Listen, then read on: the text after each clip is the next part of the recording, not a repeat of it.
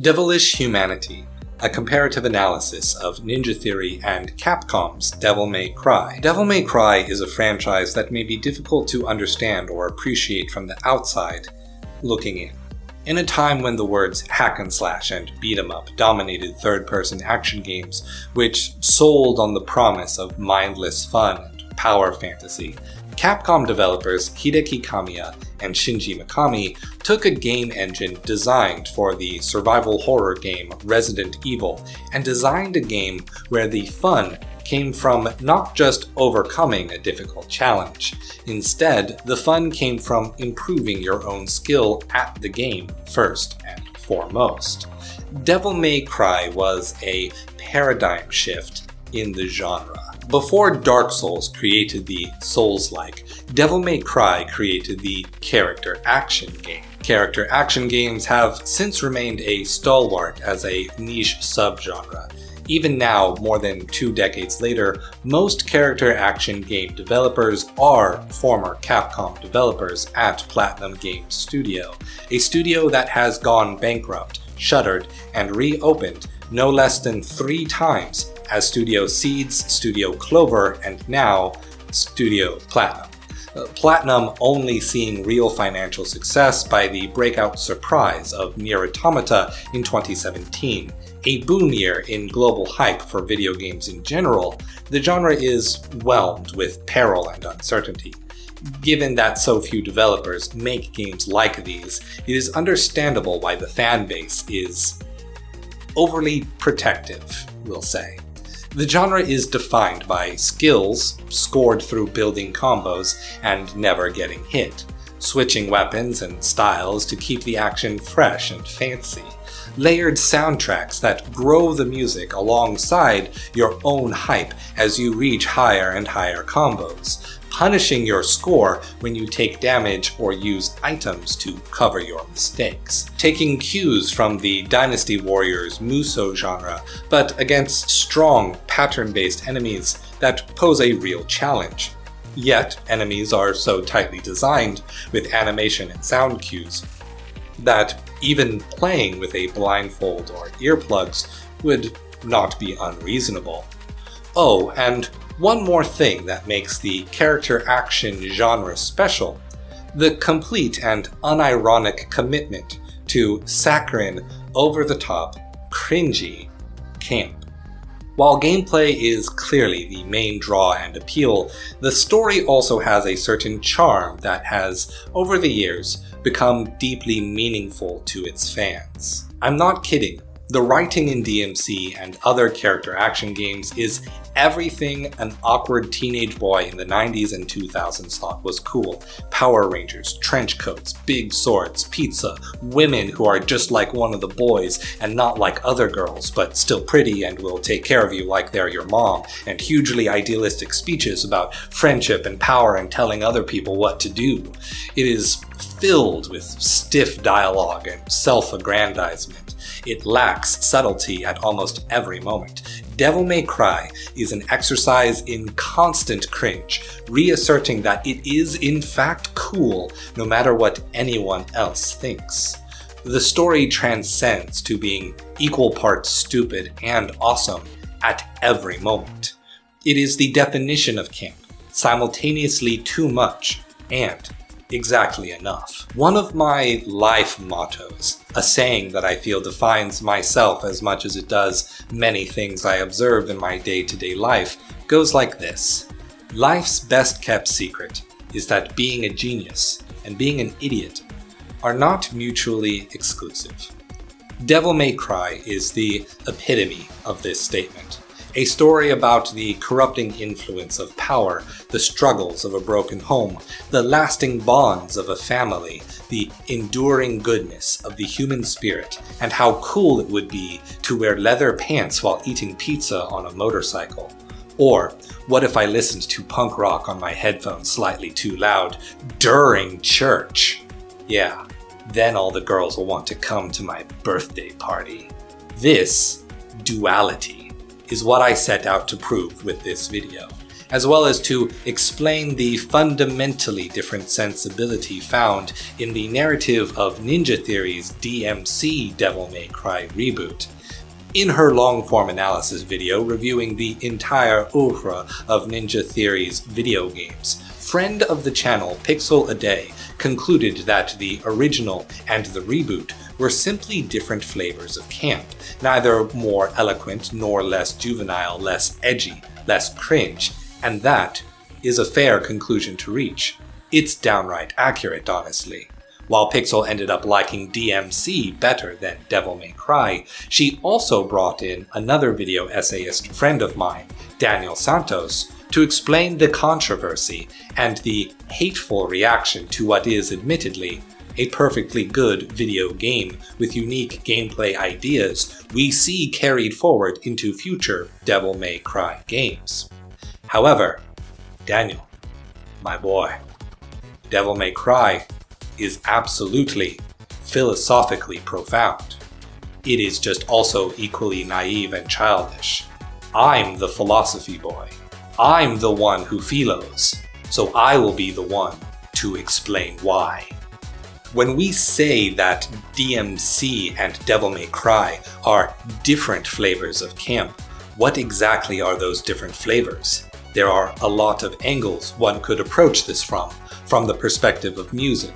DMC is industrial techno and a little bit of punk, while Devil May Cry often assigns its characters individually, with rock and roll for Dante, orchestral mixed with dance club music for Virgil, and punk for Nero. From the perspective of style, DMC is grunge, while Devil May Cry is classical and gothic, plastered on top of urban fantasy. A video essay on just these aspects of the game could fill an hour each, and those are just the most prominent aspects to focus on. Music and fashion are not my forte. So, if I can ask everyone to leave those to the side for a moment, I want us to just think about the narratives. If I had to summarize the narrative flavors of these two games, then Ninja Theory's DMC is cynical and misanthropic, while Capcom's Devil May Cry is optimistic and humanist. Ninja Theory's DMC presents its demons as existing just below the surface of the human world. The city literally screams and attacks Dino alongside the actual enemies of the game. Each main antagonist, each boss character represents the moral failings of modern human society. Succubus represents how industrialism and consumerism has led to the modern health crisis where poverty-stricken people only have access to mass-produced junk food and a regular grocery store is often a luxury situated around wealthy neighborhoods. Hunter represents vigilante justice? Maybe. Bob Barbas represents 24-hour political news media and the propagandist nature of what comes out of endlessly trying to influence a person's vote. Lilith represents how entertainment is used for escapism, while also presenting, in a strange way, the commodification of women and children under patriarchy.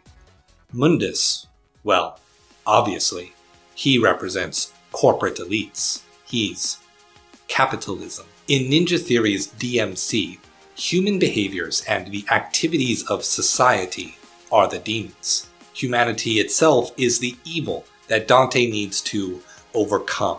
But he is just as human as everything he fights against, and behaves in the same crass and hostile manner as the villains. Since humanity is the demons will always win. This makes Ninja Theory's DMC cynical, meaning critically rejecting society, and misanthropic, meaning presenting humanity as inherently immoral. For the original series, I will use Devil May Cry 5 as the main example, because it is the most recent, but also because it is the most explicit with its themes. Spoilers are coming. In Devil May Cry, the demons are more explicitly otherworldly. They are constantly and individually at war with every other demon as they try to become strong enough to rule over other demons. They are defined by an obsession with gaining power and nothing much beyond that. And, once defeated, they are obligated by their nature as demons to become devil arms, to become weapons that increase the power of the one that defeats them. The one exception that changed this dynamic was Sparda. The only thing we really know about Sparda is that he woke up to justice, and that justice allowed him to conquer the demons and become their king. We also know that he loved a human and fathered 2 sons. Sparda is thus defined by 2 things: overwhelming power and his love for humanity. His sons each adopting one of those characteristics. Virgil seeks overwhelming power. Dante just loves humanity. He misses his mom. He misses his brother. He has friends and a nephew. He likes rock music and pizza. He's been through some traumatic things, man. Their mother died when they were just children in a fire caused by a demon attack. His father either died or abandoned them, and no one really knows. Dante is suffering from depression, and the only thing that really distracts him from this is fighting demons. The only thing that makes him happy is when he is with his brother, even if that means fighting with him. By Devil May Cry 5, however, Dante is finally pushed to the edge by his brother's pursuit of power. Virgil thinks that his humanity makes him weak and sentimental. Thus he decides to cut himself in 2. V, Virgil's humanity without demon heritage, and Urizen, Virgil's demon heritage without his humanity. As Urizen, however, he realizes something that has been canonical to the story of Devil May Cry from the beginning. Human blood is the source of a demon's power. The red orbs with faces that demons drop when you kill them demonstrate this. The red orbs we use to upgrade Dante's movement and abilities, Dante's own power, is human blood. Thus, Urizen needs human blood. He needs humanity to gain the power that he seeks. Thus, he hatches his plan to grow the Glyphoth to absorb all the blood humanity has to offer. This theme is hammered even further with Nero. In Devil May Cry 4, his demon power is so strong that it literally takes over a portion of his arm and manifests his soul into the world. At the climax of Devil May Cry 5, Nero suddenly finds the strength to release his devil trigger, and his demonic power is strong enough to hold back Dante and Virgil at the same time. How can Nero be stronger than the sons of Sparda when he is less of a demon than they are? It is because Nero is more of a human. In a kind of weird genetic reasoning kind of way, because Nero is only 1/4 demon, while his dad and his uncle are 1/2 demon, Nero has more humanity feeding his demon power than either Virgil or Dante. That's the setting explanation. The thematic explanation, however, is that Nero believes in Dante and Virgil's humanity, that deep down they still love each other and can be convinced to stop fighting against each other. Nero's stubborn belief that because Dante and Virgil are humans, they can learn to love each other is what gives Nero his strength. This is what makes Capcom's Devil May Cry humanist, believing in the inherent ethical worth of humans, and optimistic, rejecting that anything could sway you from that core belief. The justice that Sparda awoke to in the original Devil May Cry has always been that love for humanity is true power. It can be easy to lose sight of that. Sometimes people have to fight each other. People can be selfish and cruel and often refuse to talk out their problems peacefully, yet choosing to believe in humanity regardless is what it means to be strong. This is what it means to fill your dark heart with light. Both Ninja Theory and Capcom's Devil May Cry games are seeded with a central philosophical foundation about the nature of humanity. While I prefer the optimism and the humanism of the original, I sympathize with the cynicism on display in the reboot. With a little luck, the philosophies of both games can coexist, and neither will lose their luster. Stay true.